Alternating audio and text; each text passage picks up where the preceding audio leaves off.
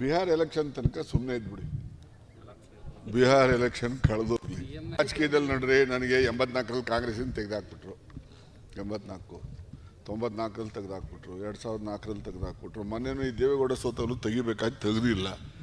ಅದರಿಂದ ರಾಜಣ್ಣ ಯಾವಾಗಲೂ ರಾಜಣ್ಣ ಹೊರತುಪಡಿಸಿ ಬೇರೆ ರಾಜಣ್ಣನ ಕಾಣಲಿಕ್ಕೆ ನೀವು ನೋಡಿ. CM ಬಗ್ಗೆ ನನಗೆ ವಿಶ್ವಾಸ ಇದೆ.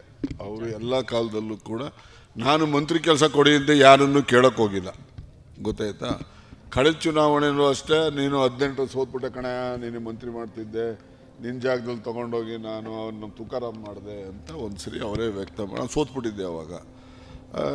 ಸರಿ, ನನಗೇನಿಲ್ಲ, ಮೊನ್ನೆ ಗೆದ್ದೋದೆ.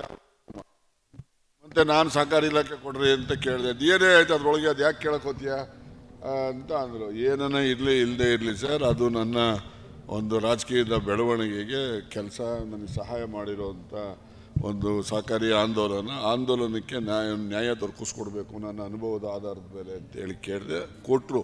ಬೇರೆ ಯಾರು ಅವರಲ್ಲಿ ಬೇಕು ಅಂತ ಕೇಳೋನು ಒಬ್ಬೆಲ್ಲ 35 ಜನದಲ್ಲಿ ನಾನು ಒಬ್ಬನೇ ಕೇಳಿದವನು. ನನಗೆ ನೋಡ್ರಿ, ಅಧಿಕಾರ ಇದ್ದರೂ ಒಂದೇ, ಇಲ್ಲದೆ ಇದ್ದರೂ ಒಂದೇ. ಸಚಿವ ಸ್ಥಾನ ಅಂತಿದ್ದಂಗೆ ನನಗೇನೋ ವಿಶೇಷವಾದಂಥ ಅಧಿಕಾರ ಅಂತ ನಾನೇನು ಅಂದ್ಕೊಂಡಿಲ್ಲ.